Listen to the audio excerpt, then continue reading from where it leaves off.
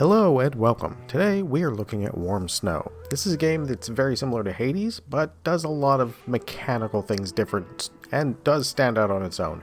If you liked Hades, you will definitely like this game. For me, this game is just kind of a no-brainer. I like the whole Chinese sword saint key art style as well, and the names, and so for me it's a given. But if you do like Hades, you'll definitely like this. And let's go and take a look at why. This save I'm showing you is a couple hours into it, and the reason I do that is so I can show you some more of the mechanics on this one. So this thing sitting here on the floor waiting for me is a relic. That's one of the upgrades that you can get one at the beginning of the run. So in our case, we got a Millennium Ice. Each of these you can hold for one of the core power, agility, and skill slots each, respectively, and you can also change them by slot, and each one does something different by slot. So in the case of the Millennium Ice, this one adds, when you dash, you get an extra ice blade that comes into existence, and your next flying sword, all the ice blades will follow that target and hit those as well. Flying sword I'll show you in just a moment. I like Millennium Ice. It's actually really good, and in fact we're going to be doing flying swords as sort of our gimmick for the run. So in our case, this top one, melee or flying sword attacks have a 15% chance to trigger an ice explosion. It's fairly consistent, and it worked pretty well. So we'll take that, and we are going to come up here. I have a second thing that allows me to do that as well. It's also an upgrade. So we're going to go with... Let's see. We want something that deals with frost. Sharp Fang? Nope. Oh, wait, this one. Icebreakers. No. No, that's about melee attacks. See, so some of the things will not always, they won't always cross over to a nice, some things combo well, some things don't. That's a better way to say it. It's what I was trying to say there. So we're going flying sword though. So we're going to take this wind chaser because we're going to use it in the second slot, and it's going to give us an extra 20% damage on our flying sword. So, my controller's doing weird stuff. There we go. All right. Now we are off. The way the game plays has actually changed a little bit by these. By each of these statues gives you a different thing you can do. For example, this statue, the one on the left here, or right, sorry, completely replaces your flying swords with a big giant gourd of wine that you can shoot wine at people. And I may do that I may do a run of this and show something like that off. Here's your flying swords. You can throw them. You can actually walk over and pick them up. You can also shoot them all back to you. We're going to take this person. This is the default one that started open, and it has a buff directly for flying swords, which is the one on the left here. So that's what we're going to do. We're going to take that, and we are ready to start the run. My controller's being a little wonky, but other than that, we should be fine. The art style and everything is very much Chinese mythology. Like I said, I'm down with that. That's one of my favorite things, so it works really good. So with our flying swords, we can just throw it, and for the most part, because I'm a little bit upgraded, it one-shots these first guys, and we're not going to worry too much about that. Now, similar to Hades, you have two doors here, and the top symbol is just in-run currency. It's called blue something or another. I can't remember what. And the bottom one is a weapon. We want a better weapon, so we're going to go to the bottom one. And every time you leave the screen, it gives you all your flying swords back, so you don't necessarily have to call them back. But I'm going to show you something cool you can do with them. So we're going to go to the other side of these guys and call them back. And they do damage on the way. Well, let's see what kind of sword we get. Glowing Flames. Ambrosia and Fire Assault. So I have nothing but ice damage, and I got a weapon that does fire damage.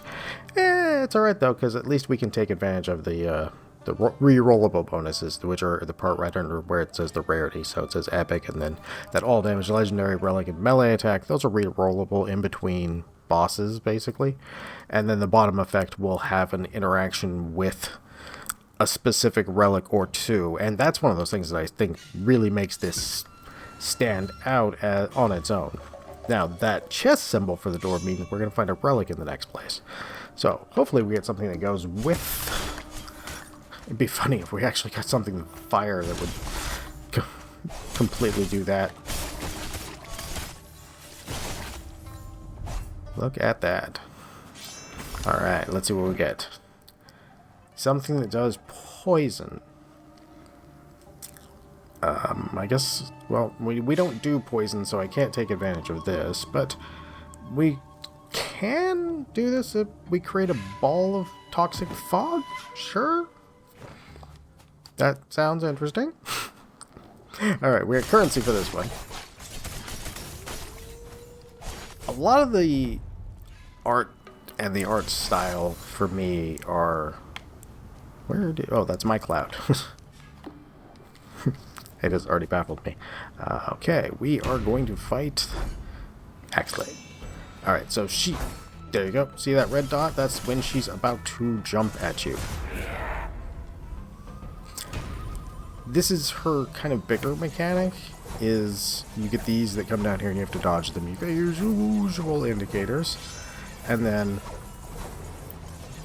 when the ending comes, you'll see that red thing again.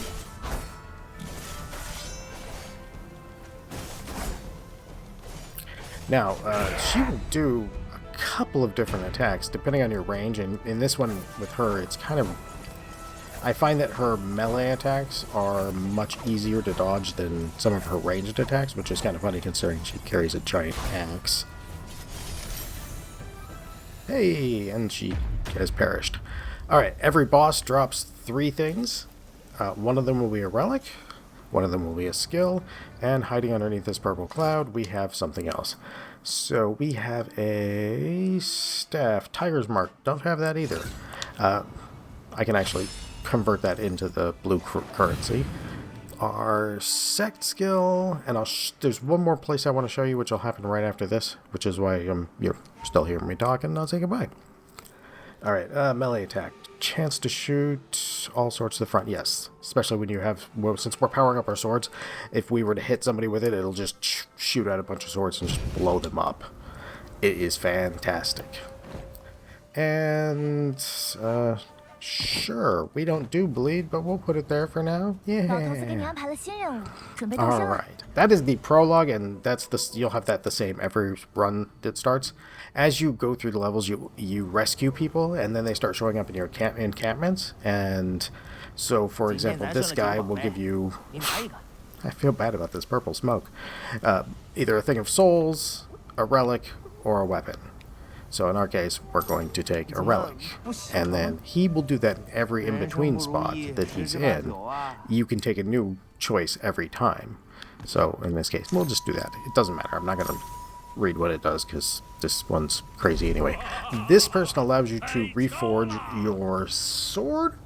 The smaller abilities, not the weapon effect, but all the small abilities right below epic. Or you can actually try to rank the sword up. It may fail or it may succeed. It usually succeeds, but sometimes it does fail and it actually downgrades it one, which is kind of a bummer. Refining the attributes gets more expensive, kind of your usual normal stuff. And then she gives you a buff that costs the blue currency that I was talking about for the in-game one. In run currency, and she'll give you a buff, one of 3 buffs, and then she will change your sword once for free, and it costs like 50 or 100 after that, I think. So we'll do that just to see. So she took the sword at its rarity, swapped me a new one, so now we would have this sword, and arguably a downgrade on my epic effects, and still doesn't affect with anything that I'm using. It happens. So that is the prologue and the basics of this. I don't want to show too much because if you're a Hades fan, you'll really want to see all the different things as it plays out too. And too much of that, you'd see a little too much story stuff. So, if you do like Hades, if you like games like that or similar in that genre with a little bit of roguelite and overhead action dash combat, this is a good buy for you. If you see it, just grab it. You'll enjoy it. If you like Hades, you'll almost undoubtedly enjoy this. So with that, I really do think you should try this. So everyone have a great day, and thank you for watching.